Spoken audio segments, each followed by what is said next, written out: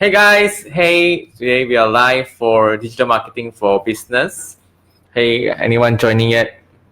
Hi Instagram. Instagram looking at us. So, hi, today we have Xinch here. Hi. Who is our digital marketing instructor for digital marketing quantum degree.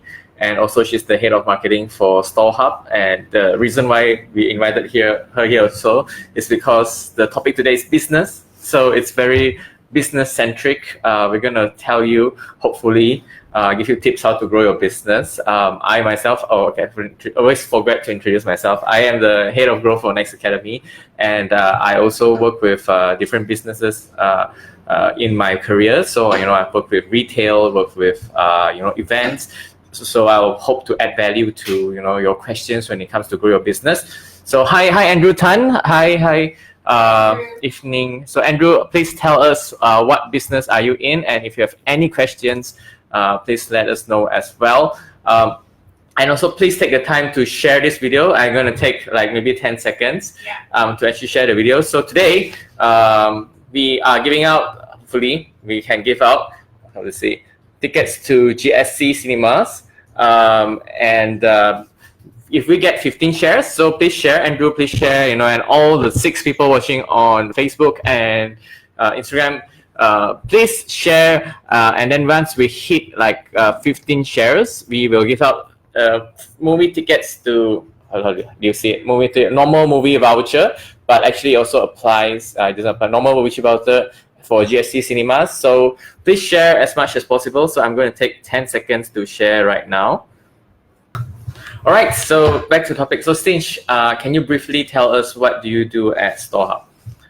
What do I do at StoreHub? So I lead the marketing team at StoreHub. StoreHub is a B2B SaaS platform. When I say SaaS, I mean software as a service. So we are an operating system for businesses, SMEs in Southeast Asia. And I lead the marketing team there. We are primarily inbound marketing focused. So we run ads, we do social media, like we write content, we also support our sales team. Like across a variety of efforts, even at events and expos. So we do quite a bit of offline marketing as well, and supporting our success. Cool. So Andrew actually asked, and which platform is the most effective for digital marketing, FB or Instagram? Andrew, before we answer your question, I need you to tell us what is your business or what industry you're in. So it all depends on the industry and business. So I'm Bob here. I head the Growth for Next Academy. Basically, we do as you can see from a lot of our content that we do and a lot of advertising and content that we do, I hate the acquisition for new students for our coding and digital marketing boot camps. So that's pretty exciting as well. So just now, there's one thing that triggered my question. Just now you said that we are inbound focused. That is quite an interesting topic to me. So can you tell the audience what is inbound focused? So inbound focus means like marketing primarily drives traffic inbound. So outbound is like us, our sales guys going out to cold call. We're inbound. So marketing serves the purpose to drive leads signing up, like visits to our website, free trial signups, like free demo signups, and so on. So we run Facebook ads, Instagram ads, even Andrew, you mentioned Instagram ads, like do a lot of SEO, Google as well, quite big.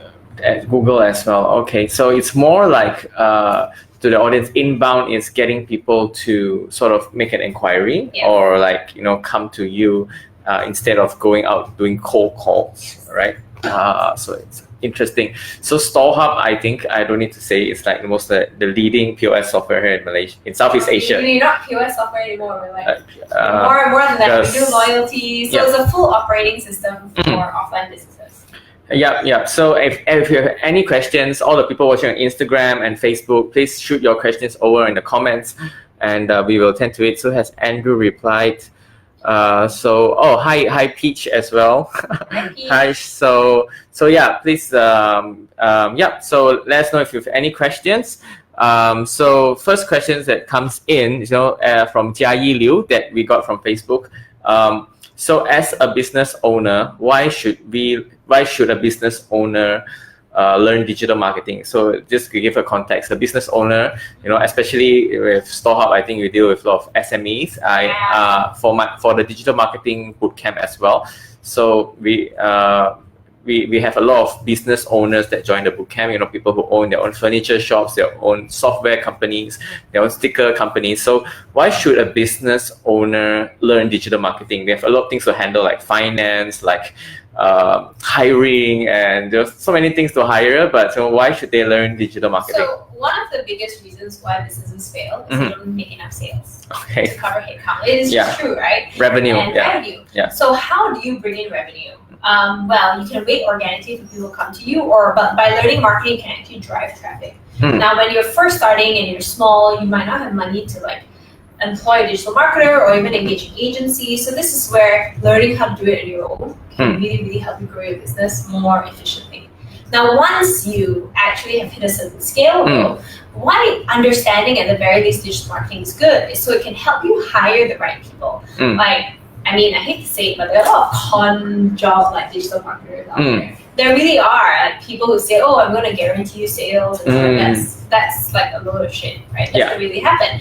So, but by understanding digital marketing, really understanding the metrics, the KPIs, you're able to then assess and hire. Even if you're going to go with an agency that is reputable, and you can actually track to see whether they're doing what they're supposed to be doing. Without a digital marketing understanding, you just actually get conned.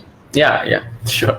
So just to talk a bit about our courses. So Xinch is the head instructor of our digital marketing quantum degree, remote online. So it's a program where you can go online, watch all the content and learn from Xinch herself. And then we also have another digital marketing product launch bootcamp, which is a 5-week bootcamp where we go through all the different topics of digital marketing and we get industry experts to teach. So in the digital marketing product launch bootcamp, we have students who are business owners. So they come to us. They, of course, in the product launch bootcamp, we have something for them to sell, and in 5 weeks they will sell it online.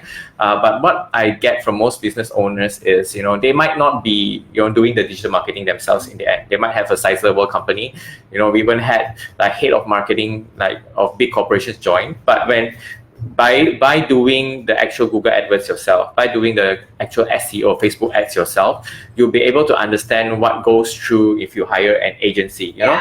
When StoreHub first started, the founder of Wai Hong, he actually learned digital marketing on his own, and he ran he is one who led the marketing team of 2 people for maybe 4 years. But until today, he hired me, but because he's proficient in digital marketing, he's able to quiz me on why we're not hitting certain targets, why certain numbers are a certain way, and that's important if you own a business, right?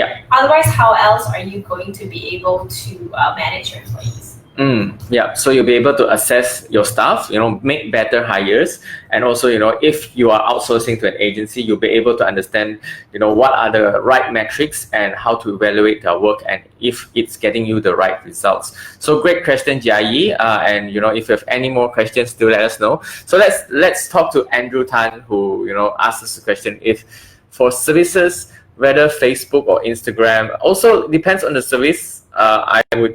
Don't want to generalize, but please do also let us know what type of services. Is it software service or I'll be service? Honest though, I don't really think that any one platform is better than another. It depends. Really what I think. It depends on your avatar, depends on your customer, depends on your industry. And so a lot of people go to Facebook to do different things from Instagram. Instagram is very picture, video oriented. So if you have a service that's more pretty, I don't know how to put it. Post software and loyalty is not very pretty, so it's a little bit harder. But if you're doing nails or makeup or a hair salon, Instagram is actually really amazing for that. As a service, I'm assuming that's a service. So service is too broad. So I was thinking aircon servicing service. So that one you really have to dominate, Google business. Super weird, right? I was really obsessed by this services Instagram account called Tukang Cuci. Okay. Yeah, where they steam clean sofas and car seats, and they just ran an Insta stories ad. the before and after. It's like, okay, after they steam clean everything, and then look, the water is so black. Yeah, I actually engaged them. Wow. So it doesn't even have to be pretty. It's like, but it's something that's visual that people can expect, and I think that's what Instagram is really useful for. I'm not saying that Facebook's not effective for them, but it is just great on Instagram. Yeah. So so do let us know what services that you specifically provide, and then we can give you more in-depth advice on that. So I so far, how many shares so far? So, all right. So guys, get sharing. If we hit 15 shares, we will give out a movie voucher. We'll DM you and give out a movie voucher at GSC Cinemas, and it's applicable nationwide. So all the 18 people watching, please shoot us some questions and please share it. 19 people watching, 19 shares will be over our target, and like at least 15, and we will be able to give out this movie voucher. So great stuff. So moving on to the next question, right? So a lot of business owners sometimes are a bit not say impatient, performing arts. Okay. We'll come back to Andrew. So a lot of business owners sometimes don't have the luxury of time. So a question that came from Dinu Prasad is, how to learn digital marketing in the simplest way and fastest way to grow his business. Also depends on the business. And also depends on what's fastest. Yeah, what's fastest. I think 12 weeks to learn digital marketing in a whole course of 5 weeks bootcamp is really fast. Yeah. It took me years to really get good at it. I self-learned. So when I became a digital marketer, I don't know about you, Bob, but there were no online courses. Yeah. We had to Google and figure shit out. And so it took a good, 1-2 years to really learn it. Yeah. So there's no really quick and fast way. You can sign up for the course. Alternatively, you can just practice and Google around if you want something that's a little bit more free. Yeah, my advice is, the product launch bootcamp, the name bootcamp actually makes you go through. I think a lot of our past students are watching as well. They can testify that in 5 weeks, they create their own landing page, create their own Facebook ads, Google ads, do their own SEO, do their own content. So in 5 weeks, it's an accelerated way to learn, and you can see the performance of your ads. But my advice, if you have a business, is in the first week, we actually teach you the customer avatar. So if you understand your customer avatar, you understand what channels your customers are, you understand where, how to market to your customers, I would say go all in. So that, for example, like Andrew asked us, if their customers are on Facebook, right? So you need to go all in and learn Facebook first, right? So that's the fastest way. So if let's say you're in a business where people normally search for it, so then you need to really go all in on SEO and Google Ads. So that is a streamlined way. So prioritize the thing that you want to learn and just go dive in for 1 month to learn that. So that's. There's no right or wrong way, and different people honestly learn differently. Yeah. So I can't learn anything on video. I'm so bad. I need to read stuff. Ironic because I have a video course. Yeah. But I like reading stuff. If I listen to stuff on video, I listen at 1.5 times speed or 1.75. And then I just zone out. But yeah, I'm a reader. So that's how I learn. Cool. So Andrew Tan, back to Andrew's question. His service is performing arts. I still don't understand what is a performing arts service. Dance. Dance academy. Dance academy. Or dancers. Yeah. So it's still very broad. Yeah.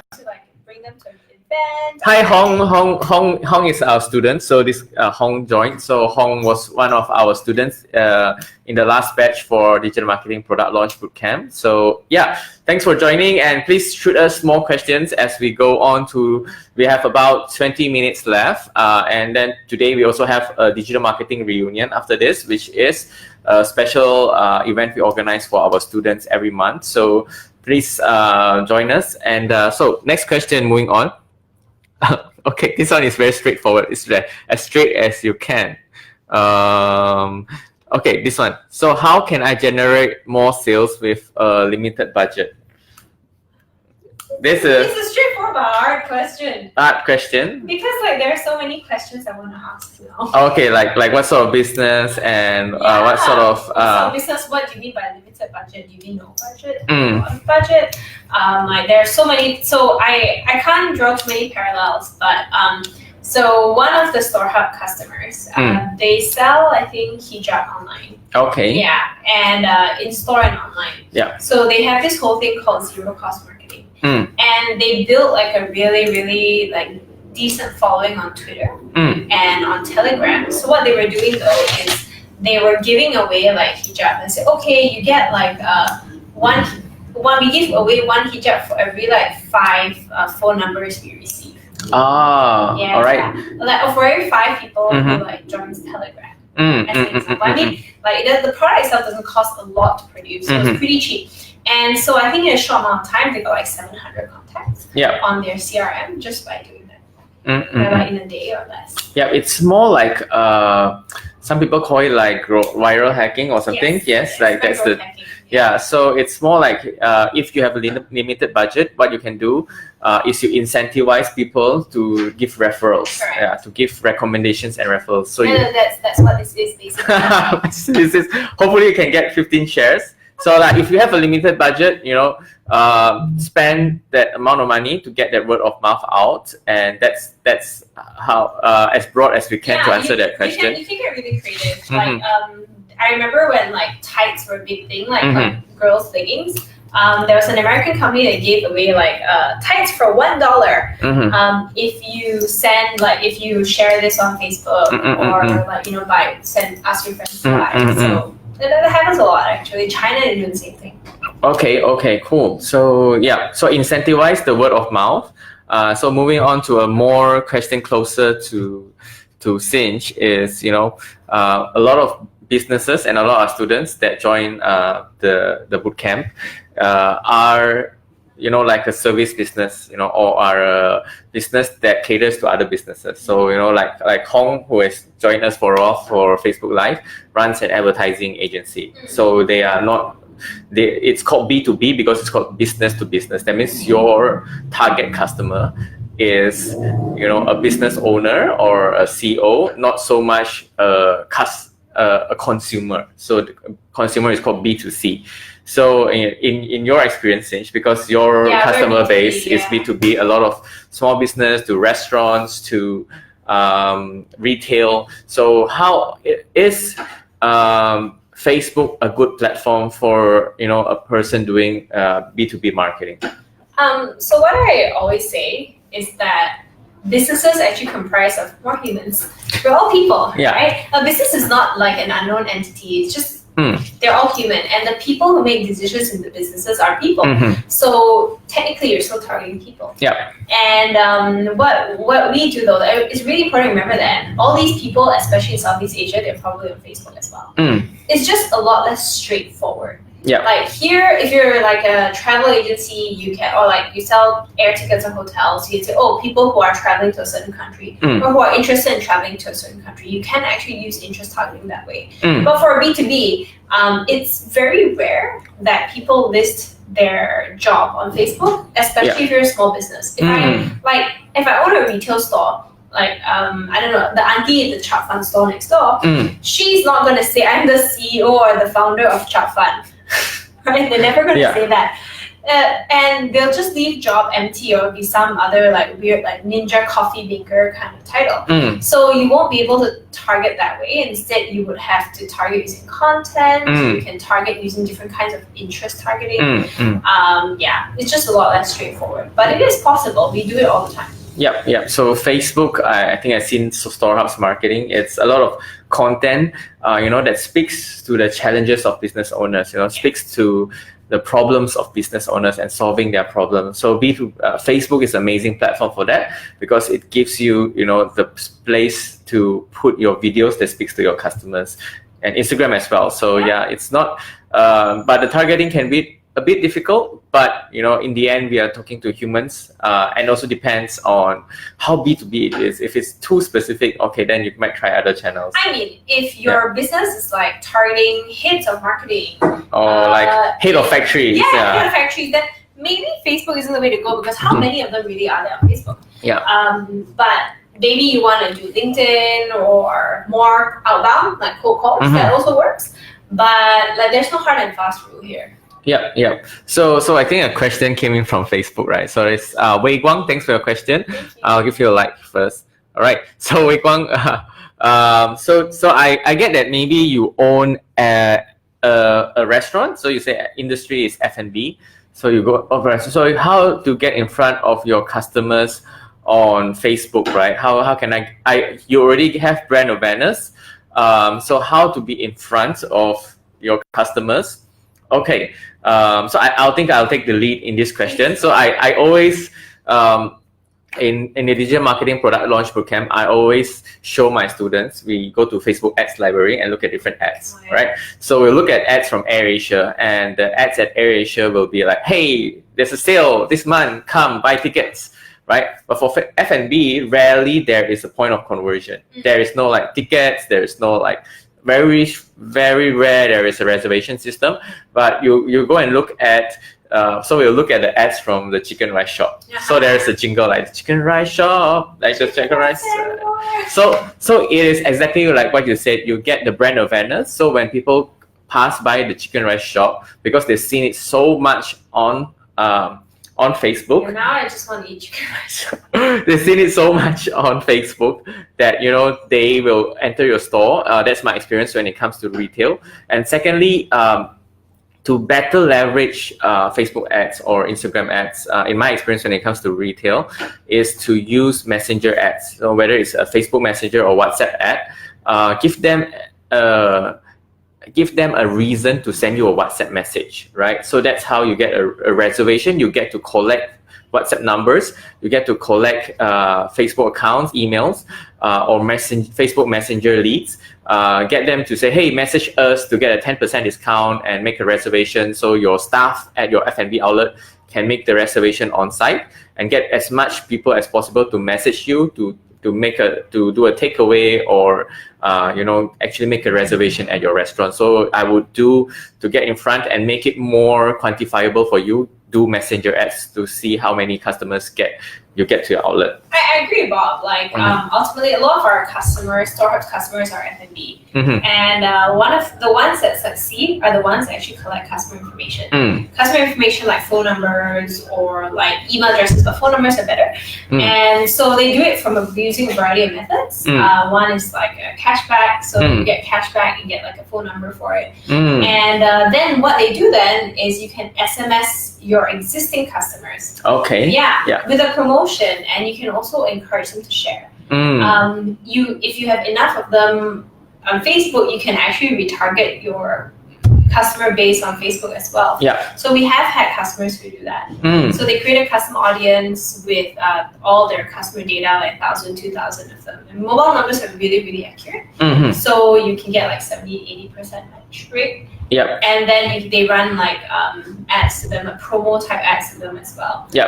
You can also run like messenger ads that pops it. But yeah, there are different ways, but the most important thing is you need to be able to collect customer information in order to do that. So I think Xinch is talking about something a bit deeper here, which is custom audiences. So it's just to give you a context. So okay, I think that is very good for Wei Guang's question. It's like how to get in front of your existing customers. So I always tell my students, if you have we used to have a student who was the head of marketing for a steakhouse. So I said, put a bowl there, right? Collect the name cards. That's one, and get people to at least give them your number or WhatsApp you, whatever. So with these numbers that you collected, you can put it onto Facebook, like what Xinch said, and based on that, you create a custom audience, which then you can do remarketing, or you can do ads to customers who already been to your restaurant. So don't give out your data. Data is very valuable. All the name cards and reservations that you receive, keep them. Message them once in a while, and use their data to either do ads or do some research on them. So great stuff, great question, Wei Guang. Thanks. And then we'll move on to the next question. So 14 people watching, we have around 15 minutes to go. So please share our video, and also share a video, and also put in your questions.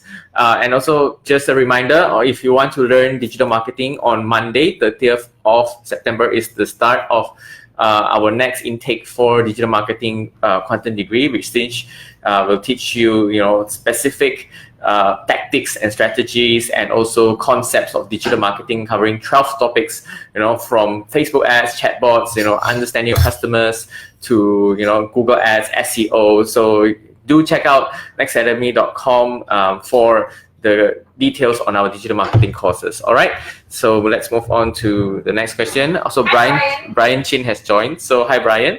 So next question, let me see. All right, so this one probably is a question also quite close to Xinch, and also maybe a bit to B2B. So when we do marketing, before we get a sale, a lot of times we get something called a lead, right? So a lead is something before they buy. So a lead, that means like basically like someone who signs up. Yeah, who signs up a lead. Before they buy, they give you their phone number or their email address, and they're a lead. Yeah. So the questions that came from Andrew Tan and also Nathan, Bro Nathan. So is what is the effective way to get good quality leads?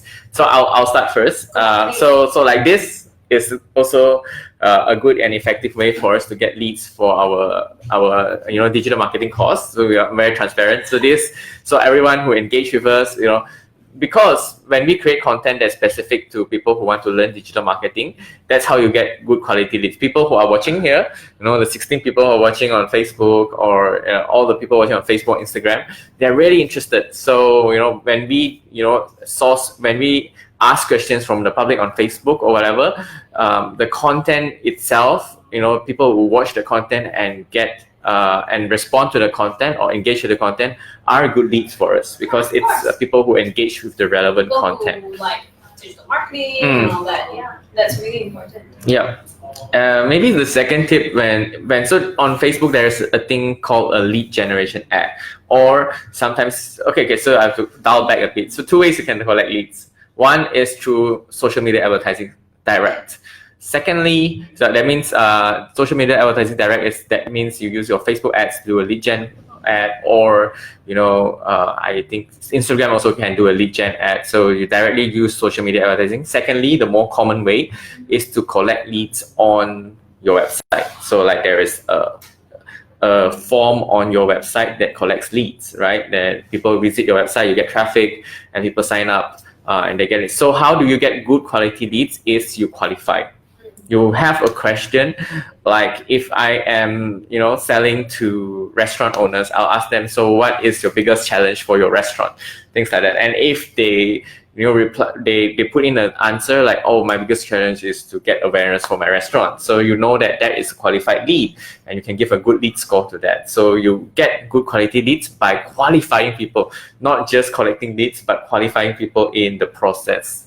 For B2B especially though, I mean, your goal for advertising is to cut out like 95% of the audience, which is 95% of the irrelevant audience. And that's where I believe in, you're right, making content that really speaks to your audience, and actually only to your audience. That's what I believe. So we actually use a few levels. So we qualify with content right at the top of the funnel. So we do only educational content that businesses would be interested in. And then we send them to a lead ad. So if they watch like 70% of an educational video, chances are they actually care about a retail store, and then therefore they are more immediately qualified lead. Yeah. We also ask a lot of questions like you guys on our form, like what type of business do you run, how many stores do you run. We're not really afraid to add questions because it just helps score the lead a lot better. Yeah. But in general, qualified leads, in my humble opinion, are much higher when you're acquiring them on Google. Google search specifically, mainly because people are actually already searching for your search terms. And generally Google drives higher quality leads than Facebook does. Well, because just search is high intent. So if you want to ask for the most effective way to get good quality leads, I'd probably, in terms of channels, at Google, but not scalable, depending on how many people search. But otherwise, use content that cuts out 95% of the people who are not attractive, who are not qualified. Cool. That's great. So I hope we answered your question on getting better quality leads. That's all what we want, because we don't want to send bad leads to the sales team, right? Yeah. Yeah. So I think the next question is more on strategy points, right? So in terms of marketing, I think this is a question for marketing. So Ryan, I don't know what business you own. He owns a service business, right? So Ryan says how to stand out from other competitors that provide a similar service like yours?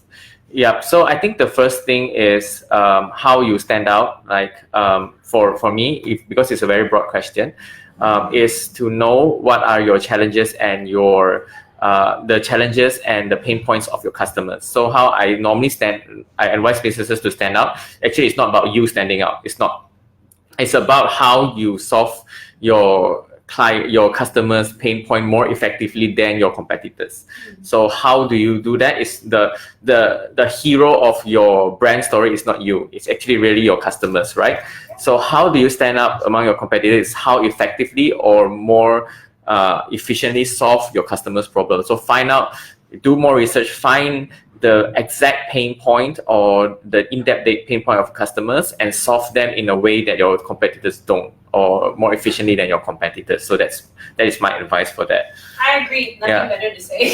It's very broad. So that's a question that's very broad. So keep your questions coming in. Thanks, Wei Guan, for your question. We hope we help to grow your F&B business. So we are about to end in about 10 minutes. Yeah. So let's see any other questions that have come in. How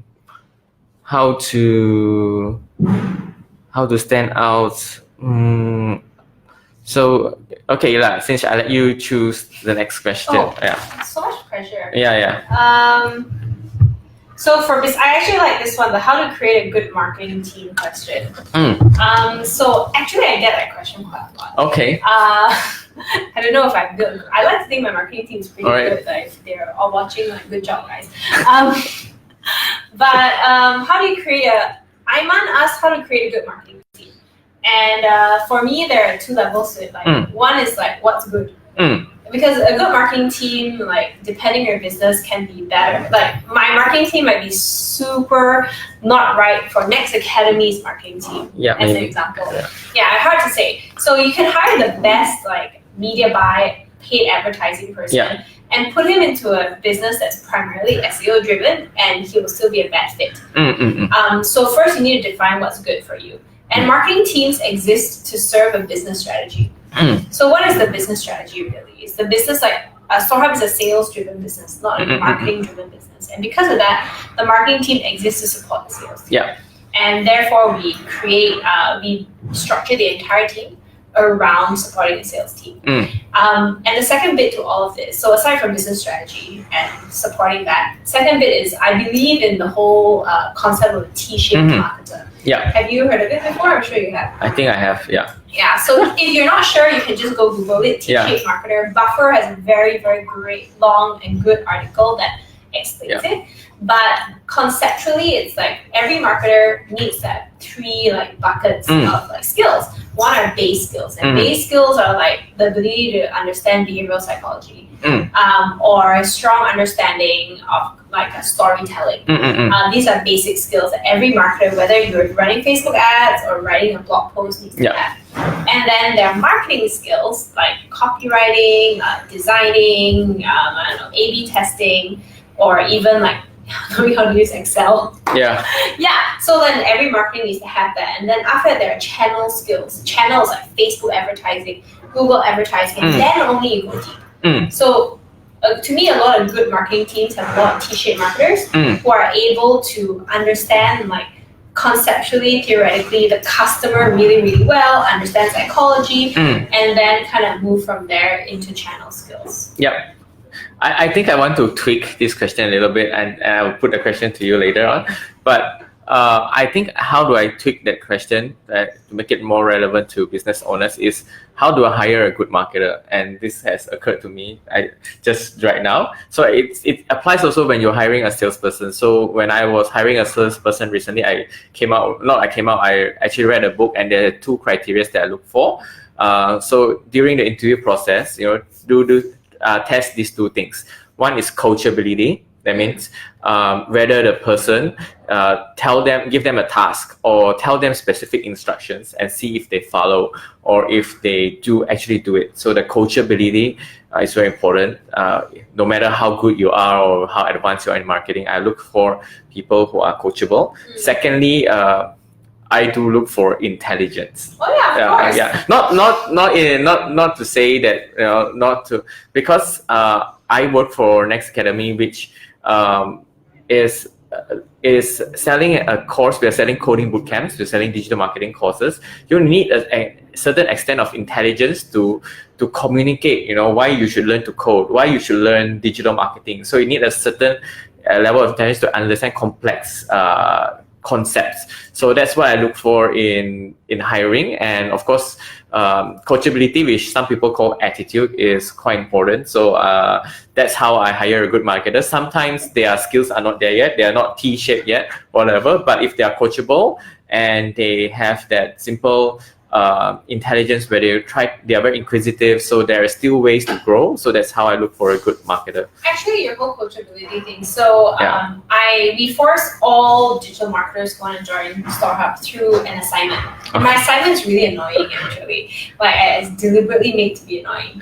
Like it's a Google Doc, and I say you have to copy this Google Doc, and I go step by step, like 5 steps, right? Okay. And most of the time, like the marketers who don't follow the 5 steps and instead send me like a PDF or send me like a Word document through email or answer everything through email, they usually don't get hired because it's a coachability thing. How good are they at following like basic instructions? Right? So I'm very annoying. And then I've also got assessments. And the thing is, for the assignment, like there's no right or wrong answer. Yeah. I'm just trying to assess for a few things. Are you able to write and convey your thoughts in written form? Because that's what marketing online is all about, right? Yeah. Can you convince somebody to do something, take action using words or using like visual imagery? And if you can't convince me to try to bring you in for an interview in like an assessment, like, why should I hire you? Yeah. So that's one. And then the second thing is also to understand how they think about something. So I like to give a very broad scenario. And I say, okay, this is scenario, this is target audience. Tell me what ad you're going to write. And the best candidates always don't just give me an ad, tell me how they arrived at the ad. And I deliberately keep it very broad. Yeah. So yeah, I'm a very annoying person to like. Yeah, I for like previously when we were hiring a salesperson, I actually asked them to prepare a sales pitch when they come, and I can tell you a lot of candidates don't, but the best candidate actually came with a PowerPoint presentation. So it's like if you go above and beyond the assessment, it will be awesome. So that's that. So yeah, I think we have around 3 to 5 minutes left. So any more questions you want to tackle, or any questions coming in from the public or Instagram? So any questions? So since you have picked one last question. I don't know. Why don't you pick up? Okay. How to make and so like Fazli Lim, interesting. Fazli Lim asked a question. So let me see. On YouTube. Wei Gong asked, if you don't mind, how do I create quality content on my Facebook page? Quality content. So it ties into how to make interesting content or something. Yeah. So there is a question, Anna. Yeah. Yeah. How to make interesting content? Yeah. So great question. The content creator here. No, not content creators. Okay. Yeah. So if you go to Next Academy's Facebook page, there is a lot of content out there that speaks. So Wei Kwang's question is for F&B, right? I deal with content a lot, and for Next Academy, we try to use our student stories. I think what content works well, especially if you're running a restaurant business or any other business, is people want to see. In the end, we're humans. We want to see other people, right? We can see cartoons. But like, I'm pretty happy to look at pictures of food. Okay, yeah, pictures of food. First, pictures of food. So I think I created a series. Okay, so I have I don't know where is it. Last time I used to have this content where I said, hey, content for barbershops. So if you are a restaurant or a barbershop, what you can do is you can create stories. So like one of the most followed Instagram pages or Facebook pages out there is called Humans of New York. Oh, yeah. So as a restaurant, all right, food is very important.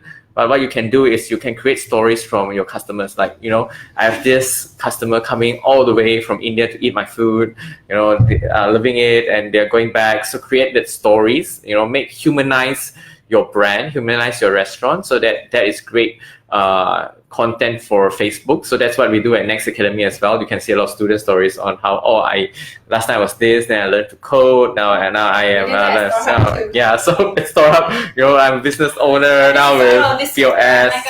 Single mom, business exists. The thing is, it doesn't just humanize your business, but I think it also adds some social proof, and it makes. And when I say social proof, I mean, like I said, look at these amazing stories that have come out of my product or my business or my story, and you get to kind of align with it. And for the customer or the student, it feels good. And it helps them. If you're featured somewhere, you're going to want to share it. 100% you're going to share it. So you actually get some, you get an extra push there as well.